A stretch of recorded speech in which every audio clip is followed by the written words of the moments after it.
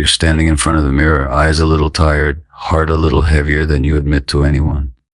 Your phone is in your hand. You've read their message, or maybe you're waiting for one that never comes. For a second, you almost type something just to feel connected again. But this time you stop. You look at yourself, really look, and something inside you says, not this time. And in that quiet moment, something powerful begins. Later in this video, I'm going to show you why this exact moment is the beginning of your transformation and why most people misunderstand what it really means. I'll also explain the one shift that turns a wounded empath into someone emotionally untouchable, a shift very few people ever fully reach.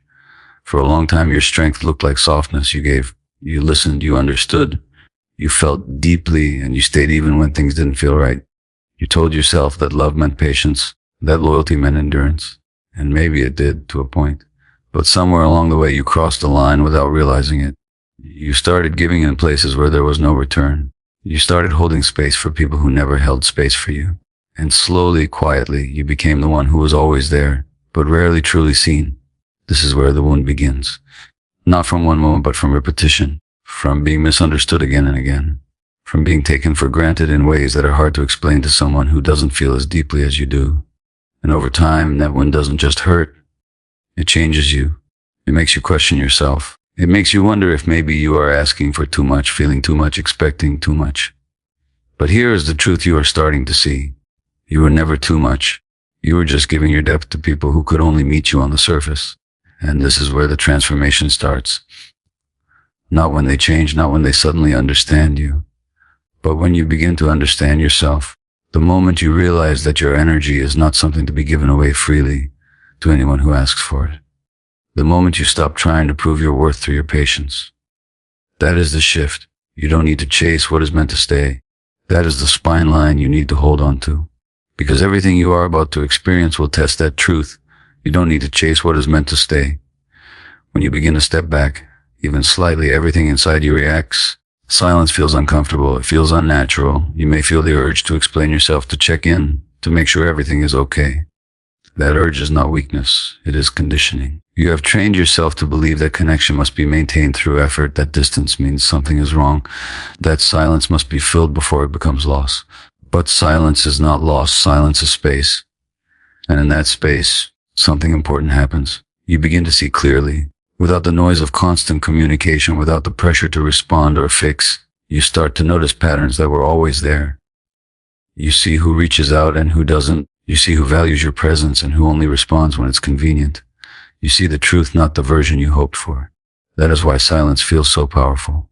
Because it removes illusion. And when illusion fades, reality can feel uncomfortable at first. But that discomfort is not something to run from. It is something to learn from. Chasing, on the other hand, keeps the illusion alive. When you chase, you stay busy trying to hold everything together. You don't have time to see clearly because you are too focused on maintaining the connection. You send the message first. You apologize first. You reach out again when there is no response. And without realizing it, you lower your position in the relationship, not because you are less valuable, but because you are showing that you are willing to do more than the other person to keep things going. And over time, that imbalance becomes the new normal. They give less because they know you will give more. They show up inconsistently because they know you will stay consistent. This is not about blaming them. It is about understanding the dynamic. Because once you see it, you have a choice. You can continue to chase and stay in the same pattern, or you can step back and allow the truth to surface. And stepping back is not easy. It requires you to sit with your own emotions without trying to escape them. It requires you to trust that what is real will remain even without your constant effort. It requires you to face the possibility that some connections may fade when you stop carrying them. But this is where your strength begins to change. It is no longer about how much you can endure. It becomes about how much you can respect yourself. It becomes about choosing peace over temporary connection, clarity over confusion, and dignity over approval. In the next part, we are going to go deeper into what actually happens when you take that step back, how it shifts the way others see you, and why the moment you stop chasing is often the moment everything starts to reveal itself. When you step back, you are not just creating distance. You are interrupting a pattern that has been running for a long time. Human behavior relies on predictability. When someone knows how you will respond, they adjust their effort around that expectation. You became predictable in the way you cared, in the way you showed up, in the way you tried to hold everything together. And because of that, the dynamic settled into something that felt normal, even if it wasn't balanced. The psychology of stepping back is powerful because it removes that predictability. When you no longer respond the same way, the other person's mind starts searching for answers. At first, they may not even notice it clearly. They might assume you're busy or distracted.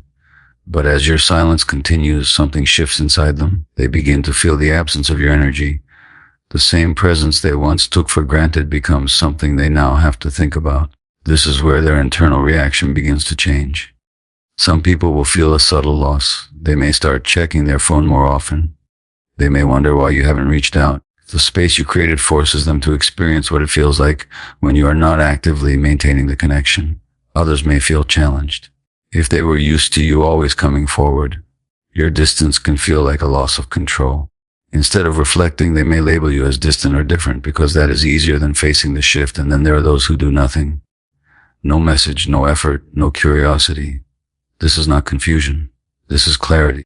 It shows you exactly how much of the connection depended on you. You don't need to chase what is meant to stay. That is where this truth becomes real, not just an idea, but something you can see in front of you. Even when you understand all of this, your body still remembers the old pattern.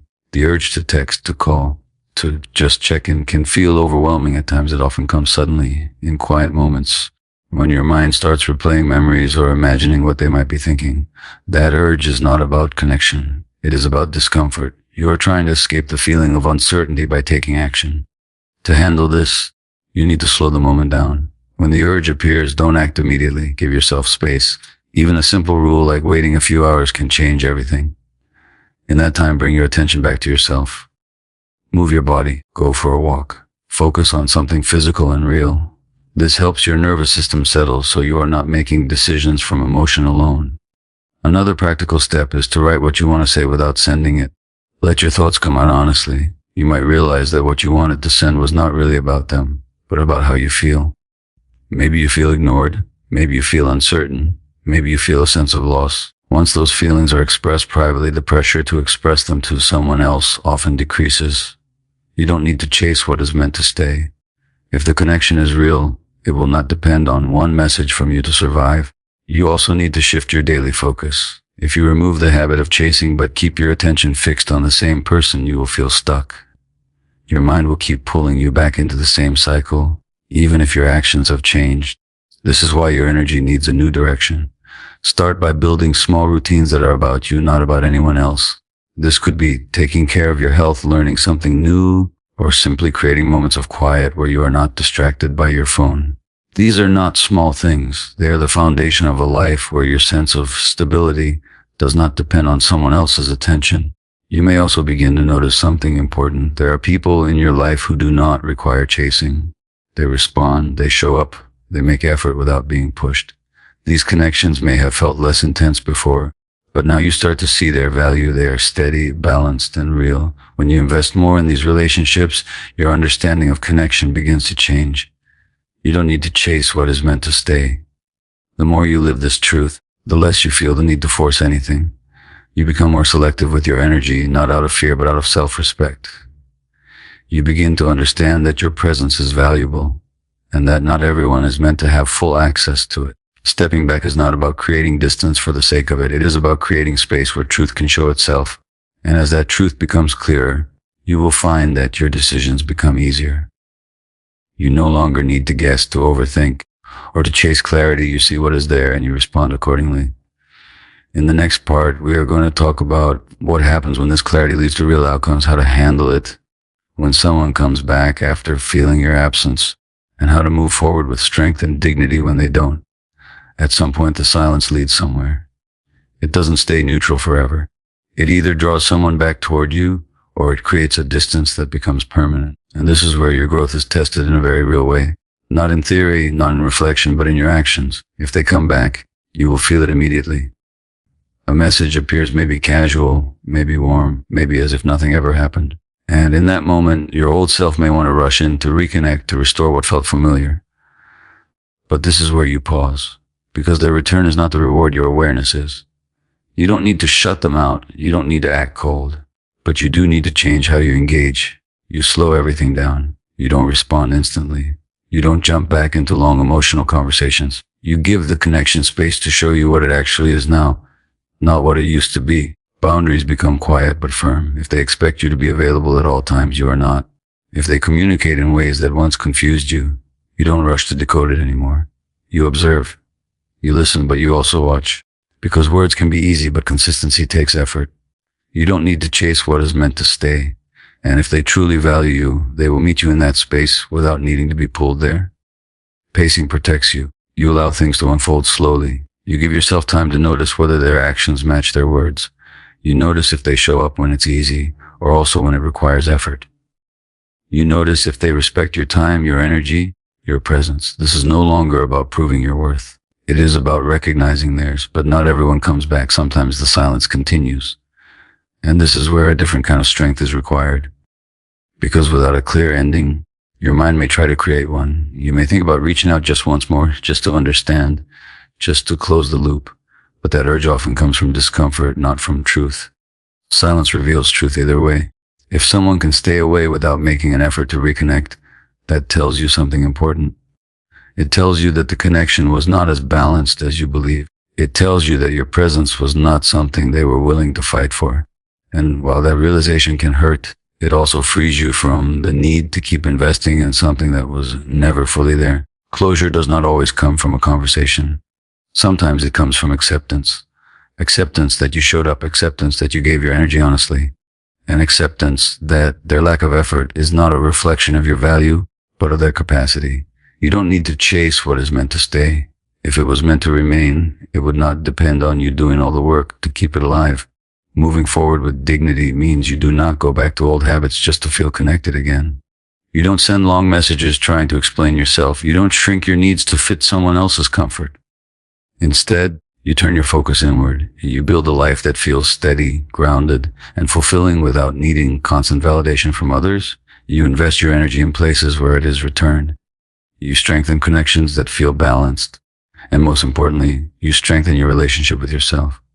Because once you learn to trust your own awareness, you no longer need to question every situation or chase every answer. Let's bring this together clearly. You learn to recognize the pattern. You step back and allowed silence to exist. That silence created space for truth to show itself. Some people responded, some didn't. And through that, you gained clarity. Silence reveals truth either way. It shows you who values your presence and who was only comfortable when you were the one holding everything together. Your one clear action step is this. The next time you feel the urge to chase, stop and wait. Just wait. Give yourself time to see if the other person steps forward on their own. That pause is not passive. It is powerful. It allows you to act from clarity instead of emotion. You don't need to chase what is meant to stay. The more you live by this, the more your life begins to shift. Your energy becomes calmer, your decisions become clearer, and your relationships become more aligned with who you truly are. You are not losing people. You are outgrowing patterns. And the ones who belong in your life will meet you in this new space, not because you pulled them there, but because they choose to stand there with you. Stay grounded in that calm strength. You don't need to prove anything. You don't need to force anything. Let your presence speak. Let your boundaries hold. And let your silence do its work. And if you're ready to understand the deeper signs of who is truly aligned with you and who is not, watch the next video where we break down the behaviors that reveal real intention versus temporary attention.